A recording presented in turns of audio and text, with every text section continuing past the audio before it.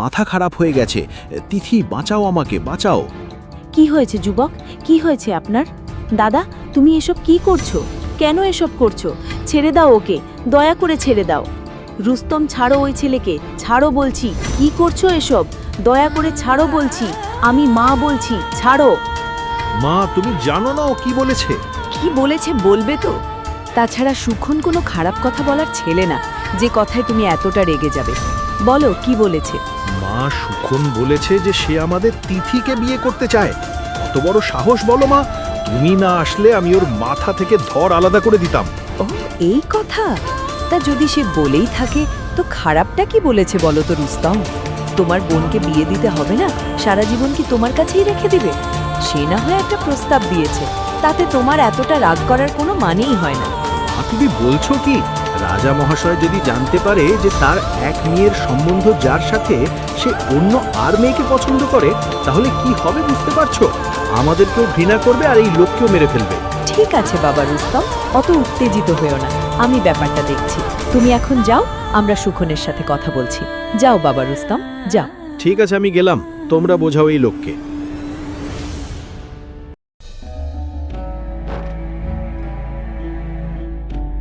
বাবা সুখন, তুমি শান্ত হও বাবা।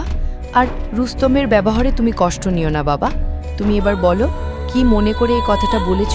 তাছাড়া তুমি রাজকন্যাকে বিবাহ করতে এসে কেনই বা আমার মেয়ে তিথিকে বিবাহের প্রস্তাব দিচ্ছ বলো বাবা, বলো। মা, আমি আপনাদের কাছে মাপ চেয়ে নিচ্ছি।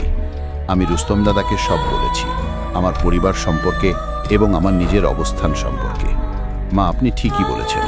আমি রাজকন্যাকে বিবাহ করতে এসে আমি তিথির সাথে অনেকটা সময় কাটাই, যদিও এই সুযোগটা করে দিয়েছে রাজকন্যা নিজেই। কেন করেছে সেটাও আমি এখন বুঝতে পেরেছি। যাই হোক, আমি আপনাদের সাথে মিশে একটা বিষয় উপলব্ধি করেছি, রাজকন্যার সাথে সংসার করা যায় না, কিন্তু তিথির সাথে জীবন কাটানো যায়। তিথি খুব ভালো মেয়ে, ওর সাথে আমার পরিবার, আমার মা মিলেমিশে থাকতে পারবে। তাই আমি তিথিকে মন থেকে ভালোবেসে ফেলেছি, কিন্তু আমি বুঝিনি যে আমি তিথির যোগ্য না। আমাকে আপনারা মাপ করে দেবেন। না বাবা, আমরা সেটা বলছি না। আসলে তুমি যে তিথিকে এতটা ভালোবাসো তা তো জানি না। বাবা, তোমার কথা শুনলাম, আমি আমার পরিবারের সাথে আলোচনা করি এবং রাজার সাথেও এই ব্যাপারটা নিয়ে আলোচনা করি, তারপর তোমাকে জানাবো। তবে এই বিষয়ে আর কারোর সাথে আর আলাপ আলোচনা করো না। ঠিক আছে মা, আপনি যেটা ভালো মনে করবেন সেটাই হবে। আপনার প্রতি আমার বিশ্বাস এবং পূর্ণ সম্মতি থাকবে। নিশ্চয়ই আপনি আমার ভালো চাইবেন। তাহলে এখন আমি আসি। ও, আরেকটি বিষয়, তিথি, তুমি কিছু বললে না? আমার উপর কি তুমি রাগ করেছো? আমাকে ভুল বুঝো না তিথি, আমি আসি। না যুবক, আমি কষ্ট পাইনি, আমি অবাক হয়েছি। আমার কোনো মতামত নেই, কারণ আমার বাবা মা দাদা যে সিদ্ধান্ত নেবে আমি সেই সিদ্ধান্তেই রাজি থাকব। তাদের ইচ্ছার বাইরে আমি যেতে পারবো না। আপনিও ভুল বুঝবেন না যুবক। ঠিক আছে, আপনারা আলোচনা করুন। যদি আমি আপনাদের উপযুক্ত না হই, তবে আমি আপনাদের কোনো যন্ত্রণা দেব না। আমি আমার গ্রামে ফিরে যাব, আর কখনো আপনাদের সামনে আসব না।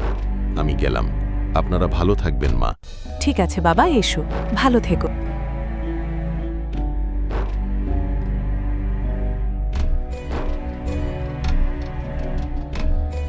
যুবক এসব কি করলো? এই কয়দিনে আমাকে যুবক ভালোবেসে ফেলল। তাছাড়া ওই যুবককে আমিও মনে মনে ভালোবেসে ফেলেছি। ওর মধ্যে কেমন যেন একটা ভালো মানুষ আছে, যেটা অন্য কোনো পুরুষের ভিতর খুব কম দেখা যায়। তার জ্ঞান, বুদ্ধি এবং সাহস দেখে আমার খুবই ভালো লাগে। কিন্তু ভাবনাজাত অন্যখানে। রাজকন্যা যদি জানতে পারে যে আমিও তাকে ভালোবেসে ফেলেছি, তাহলে কি ঘটবে কি জানি? রাজকন্যা কি মেনে নেবে? জানি না কি হবে, তবে বাবা মা যেটা ভালো মনে করবেন সেটাই হবে। মা তিথি, কি ভাবছিস? ওই যুবকের কথা ভাবছিস নিশ্চয়। ও মা, তুমি এসেছো, ভালোই হলো। মা, তুমি ঠিকই ধরেছ, আমি ওই যুবকের কথাই ভাবছি। মা, তোমার কি মত বলো তো? তা তিথি, তোর মত কি আমি জানি না, তবে আমার মনে হয় ছেলেটির সাথে তোর বিবাহ হলে ভালোই হবে। ছেলেটি গরিব হলেও তার চলাফেরা, কথাবার্তা, একজন ভদ্র ছেলের যত গুণ থাকার দরকার আমি সুখনের মধ্যে সব দেখতে পেয়েছি। তাছাড়া ওই ছেলেটা তোকে অনেক ভালোবাসে। আমার মনে হয় জীবনে সুখী হতে পারবি। কিন্তু মা, আমি ভাবছি অন্য কিছু।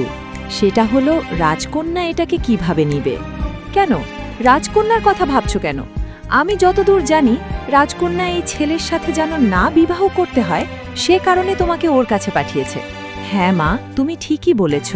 রাজকন্যা আমাকে ওই যুবকের কাছে পাঠিয়েছে ওর ধাঁধার উত্তর জানতে। যদি জানতে পারত তাহলে ওই ছেলেটাকেও মেরে ফেলত। রাজকন্যা মানুষের জীবন নিয়ে খেলা করে।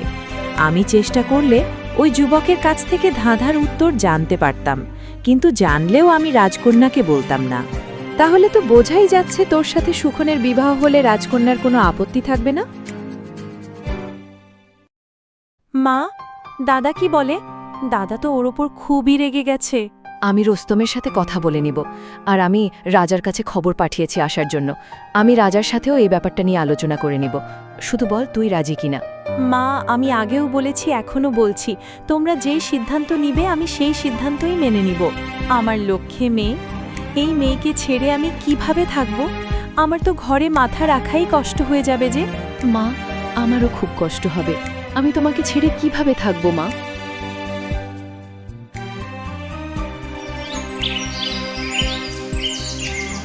মা, তুমি কি কিছু বলতে চাও? হ্যাঁ বাবা, তোমার সাথে একটু কথা বলার ছিল। সেটা হলো তিথিকে নিয়ে। তিথির তো বয়স হয়েছে বাবা, ওকে তো বিবাহ দিতে হবে, তাই না? হ্যাঁ, সেটা তো ঠিকই, কিন্তু ভালো ছেলে খুঁজতে হবে মা। বাবা, রুস্তম, ছেলে খোঁজার দরকার নাই। ওই সুখনের সাথে যদি তিথিকে বিবাহ দিই তবে সমস্যা কোথায়? ওকে তো আমার ভালোই লাগে বাবা। রুস্তম, মা, তুমি কি বলছো এসব? ওই যুবক রাজকন্যার জন্য এই রাজ্যে আছে। তার সাথে যদি বিবাহ ঠিক করো তাহলে রাজা কি করবে বলো? তাছাড়া রাজাও চান না ওই যুবকের সাথে আমরা সম্পর্ক রাখি। শোনো বাবা রুস্তম, তুমি তো জানো না ওই রাজকন্যাই তো তিথিকে পাঠিয়েছে যেন ধাঁধার উত্তর জানতে, এবং উত্তর জানলে ওই যুবকের সাথে রাজকন্যার সাথে বিবাহ করা লাগবে না। তাহলে সমস্যা কোথায়?